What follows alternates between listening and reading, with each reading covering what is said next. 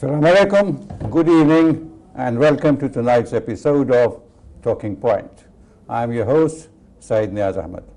In our studios today, we have a very distinguished personality, Mr. Saiful Islam. He is CEO of DRIC, a multimedia company with a mission. It challenges social inequality. He's MD at Majority World and Bengal Muslim. Bengal Muslim, mind it, not Bengal Muslims. Senior corporate manager with a lot of experience throughout the world. Welcome to the show, sir. How are you? I'm fine, thank you very much, and thank you for having me on your show. Not at all. See, we have been talking about having you on our show for a long time, but either you were away or I was away. So finally we meet. Finally we meet. You are with DRIC. You are also involved in Dhaka Muslim and Bengal Muslim rather, and Majority World. See, you have also been with the corporate world very intricately and intimately involved.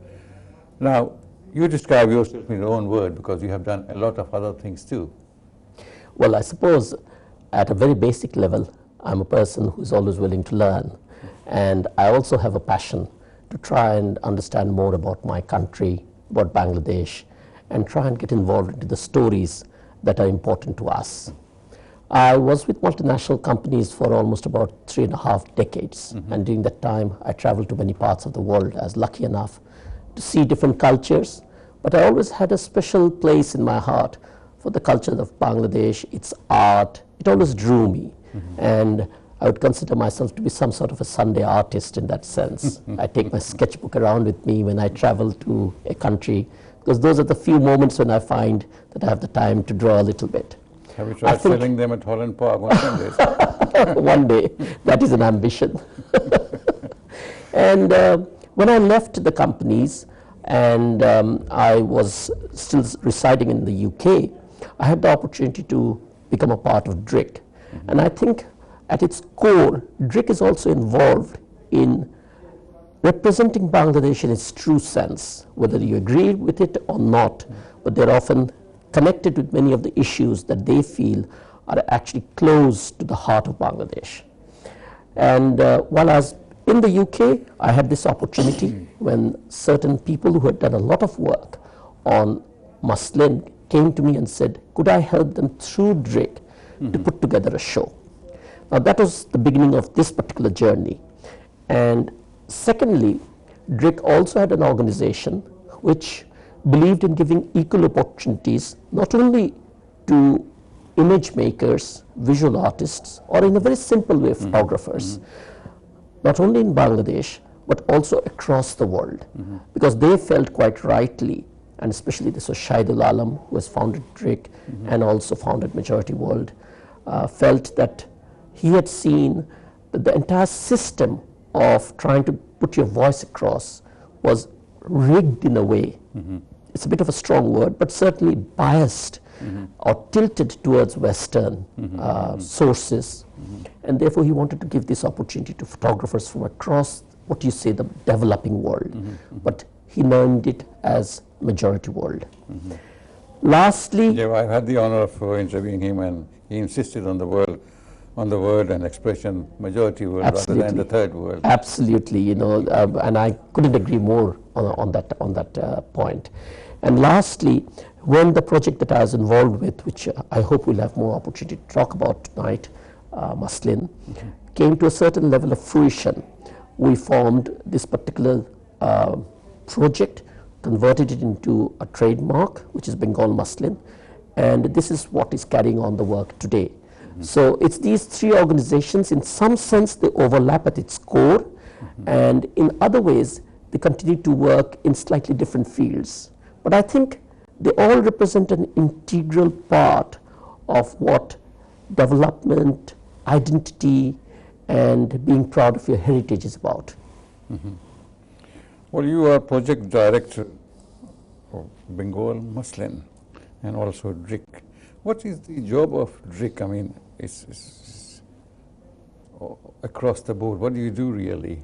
I mean, well, I have started out with DRIC with a much more hands-on role, which was trying to ensure that the processes, the goals that they had, the objectives that they wanted to fulfill, these were supported. So with my experience in, you could say, the corporate world. Exhibition gallery somewhere there. There are 6 elements of DRIC. You're absolutely right. And if you want to take those in a kind of a list fashion, then there is an image side where they keep the stock of images, which are, quality checked and then again distributed across the nation or even at an international level. There is a gallery, which is very well known because of its exhibitions. There's thirdly a publications section, and that is involved with the publication of different books or magazines or any special reports. Then there is even a very small, however it does exist, video section. So that is to do with the moving image. So that is the 4th. There is a 5th, which is a rural visual journalism. And these capture and distribute the stories that are happening away from the urban centers, because the focus 90% of the time is what's happening to Dhaka, Chittagong. But one forgets all these, let's say, 70,000 villages that are out there. So that's the rural visual one. And lastly, they also have certain special projects, Chobi Mela and these, which are very famous for that. So DRIC operates across all these, but in a sense what it tries to do is become a one-stop shop for any curatorial or publication or photography needs, and it can in turn take those and mount campaigns out of that also. So it then becomes united on all its 6 fronts, or it operates individually.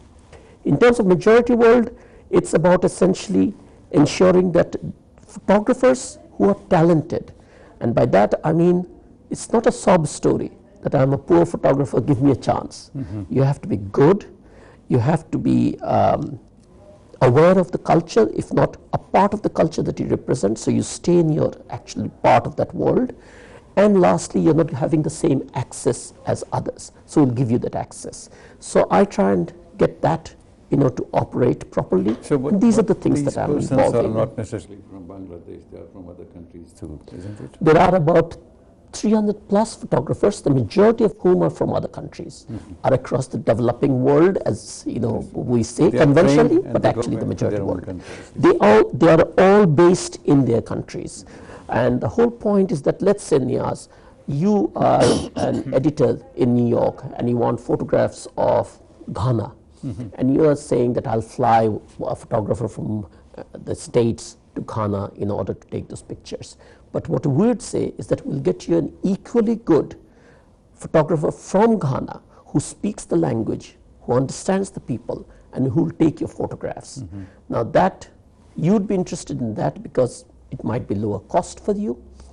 We'd be interested in it because it gives that person in Ghana the opportunity to showcase his or her talents. And in the process, we expose that person to what the demands are in this wider world. And we also allow you as an editor to make a judgment call that I've got somebody who's more integral to that process, who's a closer person, and I don't need a translator to understand it. I mean, if you were to send a photographer from New York to photograph Pohela Boishakh, you'd have to explain Pohela Boishakh to that American person. But if it's a Bengali actual, then that person wouldn't have to be understanding what is Pohela Boishakh. They would get straight into it. So that's the advantage of it. You're also, by that way, you're also training potential photographers, and you're raising them to greater heights, isn't it? We do, and it's mainly through a couple of processes. One is that through the selection process, we look at the portfolios and we try and make sure that that person's portfolio matches the demands that are there, because at the end of the day one has to stand or fall on their merit. Okay, and secondly, we do it through mentoring. Okay, so that if that person wishes or we see the opportunities of taking them to a different height, then we do it. I mean, we have held shows where they have actually rubbed shoulders with other colleagues from other continents, and they are exposed to a different audience over there. So that's one of that.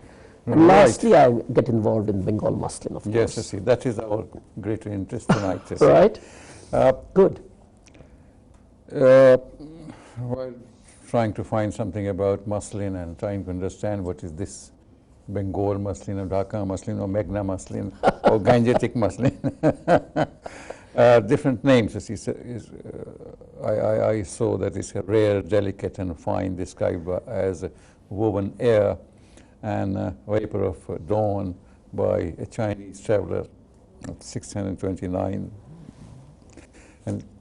and others who thought that it was Gangetic muslin. And all these names, you see, but it remains that Bengal muslin or Dhaka muslin, you see. Dhaka because it has started somewhere near Dhaka, not necessarily in Dhaka. It has started on the banks of Meghna, is it? Meghna River. Yes, as a matter of fact, all the labels that you have put together, Neaz, are partially correct in one way or the other, because they are all related to our part of Bengal, which is East Bengal, and more specifically Dhaka. Now, to have a unique product, I think you've got to go to the source. True. Now, in the case of, let's say, silk, you'll have to go to the silkworm. In the case of cotton, you have to go to the cotton plant itself. Now, cotton essentially is very, very old. To some extent, they say that genetically it's more than 40 million years old, the cotton plant. However, it went through obviously many specific changes of variety. One particular variety out of the 4 species of cotton was more popular in Asia, the Gossypium arboreum. But that had many, many sub-varieties within it. And I'm using non-scientific terms to some extent, but specifically those sub-varieties that grew, they had different lengths of cotton fiber and different qualities of that cotton fiber. One particular one, and these were highly influenced by 3 things: the type of geography that you had, the type of, which is the soil itself, the type of climate that you have, obviously the rainfall, and the type of skill that you had in farming. And this influences all, I suppose, cultivation.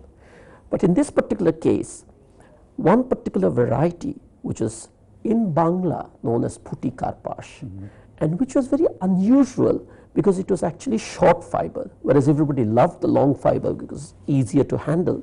This is short fiber.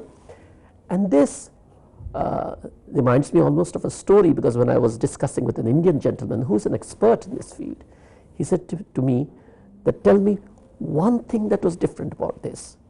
And I said, the one thing that was different was that it grew in the rain. And he said, absolutely right. Now you and I can talk, because cotton normally gets spoiled in the rain. This actually flourished in the rain, which is very unique, because even if you leave just a bit of cotton outside in the water, it'll kind of become soggy and dissolve. This, to some extent, flourished. And this particular plant, for a number of reasons which can only be guessed at, grew again in a specific part of our country. So within the continent, you come to a country, and then within the country, you come to a particular bank of a particular river. And that is where the start of this happens. So you've got to have that unique material, which is the Puti Karpash. You then convert it into thread, which is the yarn, and you need the people who can handle that short fiber. And the process of doing it was so complex and so painstaking that if you took a kilo of cotton, then you'd end up with just 8%, which is like 80 grams of cotton. Okay, and you'd then convert it into a cloth. That is, you take the thread and you'd convert it into a cloth. And that cloth was what was known as Bengal muslin. Because the essentially fiber was so light, delicate, the yarn that was spun was so thin, and the cloth that was woven was in turn at its very height again so light and transparent. This Gangetic muslin, because the river Ganges was the most famous at that time, though it was actually Meghna, the river Meghna, near the Shitalakha, if you have heard those. And Shitalakha, I never knew that before, actually means silver water. So at that junction, for just a distance of about 40 kilometers, that used to grow and be harvested twice a year. Again unique, because cotton is normally once a year, but this was twice a year. And it was then woven, and over a period of time, it started out as being plain and very light and airy. It continued to be light and airy, but during, I would say, the renaissance of muslin, which was at its peak under the Mughals, it became a fabric which also started to get a little bit of embroidery in it. Okay, sir, we need to take a break at this moment. Sure. And when we come back, we will pick up the thread and we'll go to Meghna. Pick up the thread sounds right. Thank you for being with us, and we'll be back after this very short break. Thank you.